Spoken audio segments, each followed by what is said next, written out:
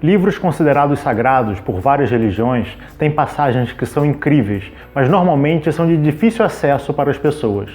Hoje, vamos debater aqui a parábola do bom samaritano.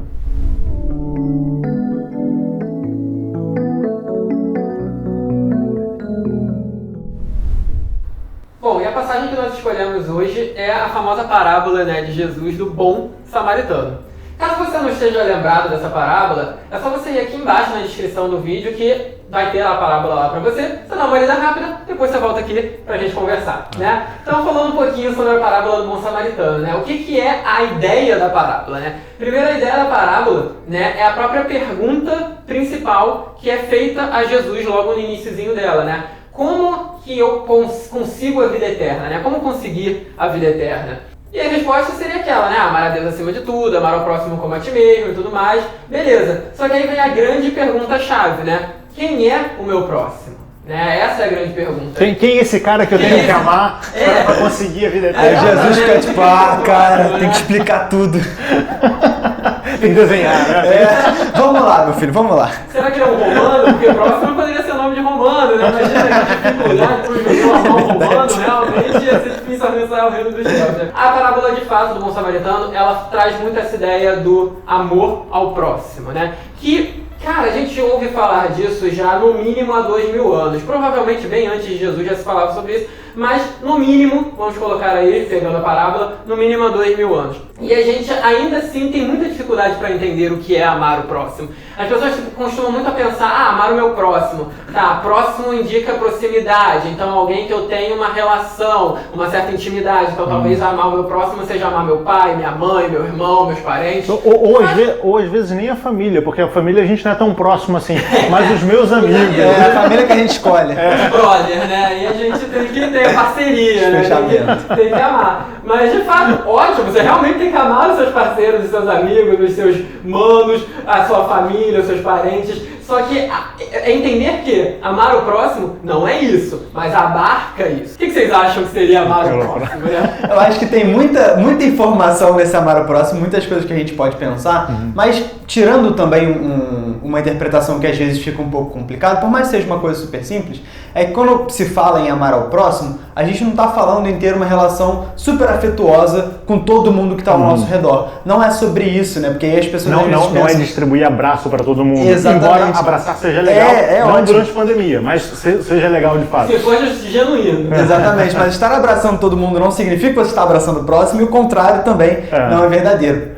Então, o mais importante, aí talvez a gente consiga pensar nesse amor inicialmente como respeito. Então, respeito à existência das outras pessoas, respeito aos direitos que as outras pessoas, enfim, que todos ao nosso redor têm. Quando a gente consegue pensar nas nossas atitudes e se elas estão respeitando ou não as existências das outras pessoas, a gente talvez comece a se aproximar do que significa de fato esse amar ao próximo. E aí eu acho que uma outra coisa que faz parte da parábola e que também é importante que a gente pense é que a ideia de amar está muito associada à ideia de ajudar. Então você está ali para esticar a mão para o outro, para perceber o sofrimento das outras pessoas e não passar ignorando aquilo. E de fato isso é uma coisa muito importante. Não só quando a gente fala, como na parábola, de alguém que está em sofrimento muito grave, ou está machucado, ou está doente, mas em todos ao nosso redor. Estar ali para essas pessoas que precisam de fato é realmente muito importante.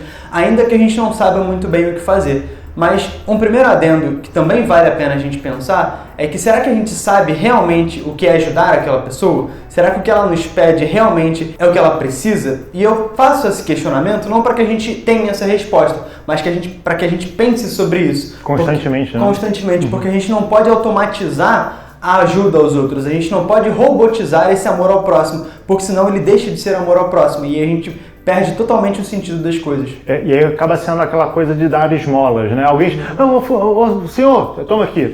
A pessoa não está nem querendo dinheiro, ela está querendo uma informação como chegar em algum determinado lugar. Você nem perguntou, Obrigado, eu só queria saber como é que foi. Valeu. Vou devolver não. Você acaba agindo de maneira automática e perde esse laço. Você faz com que aquela pessoa que está próxima fisicamente, na verdade ela se torne distante emocionalmente. Você não tem essa conexão. É importante, como o João também falou, a gente fazer um exercício do nosso ego. No sentido, a pessoa nos pediu ajuda, ou a gente viu a pessoa passando por uma determinada situação. O nosso ego vai falar, não, você é super poderoso, vai lá e resolve o problema dessa pessoa, define o que ela tem que fazer. Não, você não sabe como é estar no lugar dele. Então, a primeira coisa que nós temos que fazer é ouvir.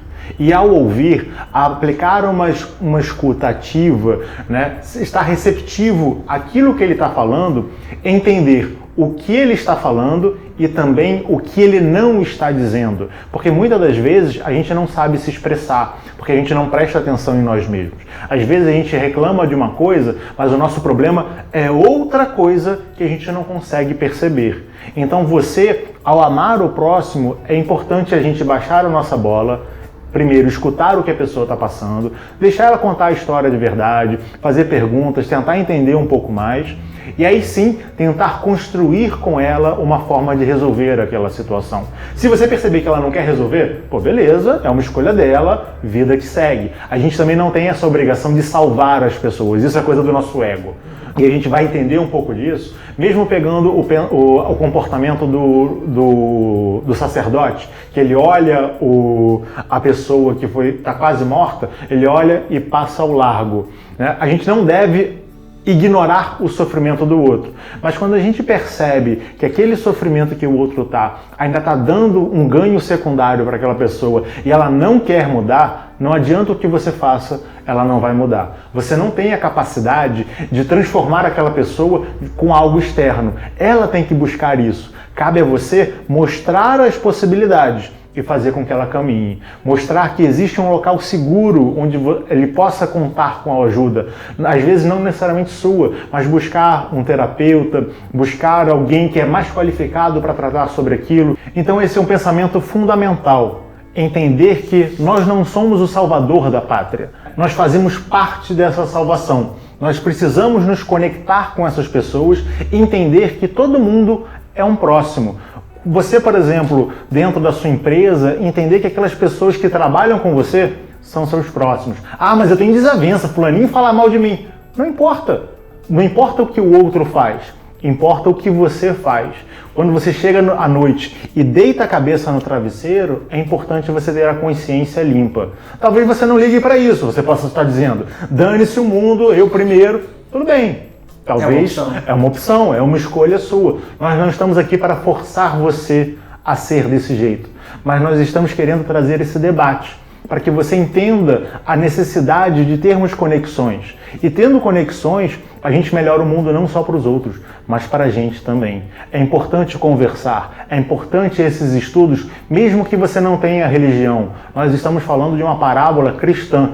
Você pode não ser cristão, você pode ser judeu, você pode ser agnóstico. O ensinamento dessa parábola vai além da religião. É uma questão de civilidade, da forma com que nós nos colocamos no mundo. Acredito que você queira que o mundo seja um pouco melhor. Então também é importante estudar essas coisas. E se você gosta de estudar essas coisas, mesmo sem um viés religioso, venha estudar com a gente também, venha debater com a gente nos nossos grupos de estudos. Você pode conhecer um pouco mais no site catarse.me/pedra de afiar. Lá tem divulgação de alguns dos nossos grupos de estudos que você pode participar, estudar sobre isso e outras coisas também e conversar um pouco mais com a gente, né? Não só através dos comentários que você deixa no vídeo, mas também conversar diretamente conosco, né? Venha ficar mais próximo da gente. Desculpa,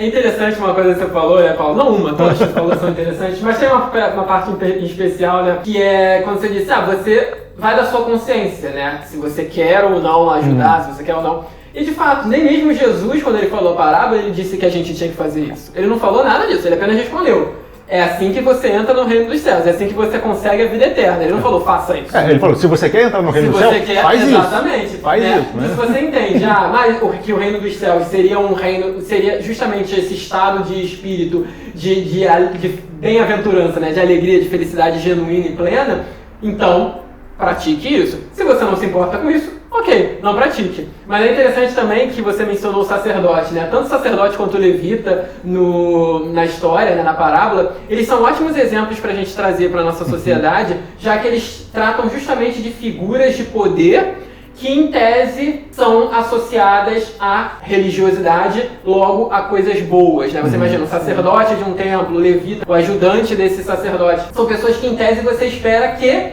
vão fazer alguma coisa, né? Então imagina, se você é o cara lá que foi assaltado, tá caído no chão, se você vê o sacerdote passando, você pensa, pô, fui salvo, né? Que sorte a minha! Tá passando a ambulância. Tá passando a ambulância, aí a ambulância vai lá e vira e vai embora, tá ligado? Aí vem outra, vira e vai embora. E aquela pessoa que você menos espera, que é o samaritano, porque talvez você não saiba, mas entre os samaritanos são judeus também, mas eles são uma espécie de subgênero dentro dos judeus, né?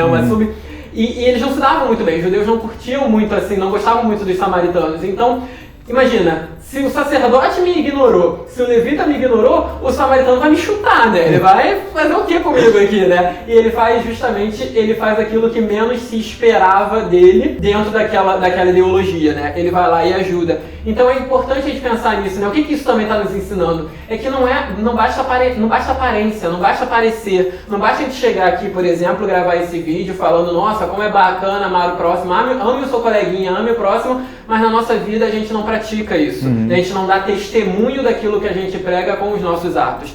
Então é muito importante a gente ser menos como sacerdote, menos como levita, que parecem ser doutores da lei, que parecem ser pessoas elevadas, mas que na verdade não são dentro daquela história, e parecer mais como samaritano, que é apenas uma pessoa comum, é apenas uma pessoa ali tentando ganhar a vida dele de uma forma comum, mas que quando vê um outro ser humano precisando, passando por dificuldade, necessitando de um amparo, vai lá e ampara, independente desse ser humano ser também um samaritano, não ser um samaritano, ele não se importa com isso. E aí a gente responde basicamente a pergunta original, né? Quem é o meu próximo? E o meu próximo, no final das contas, não é alguém.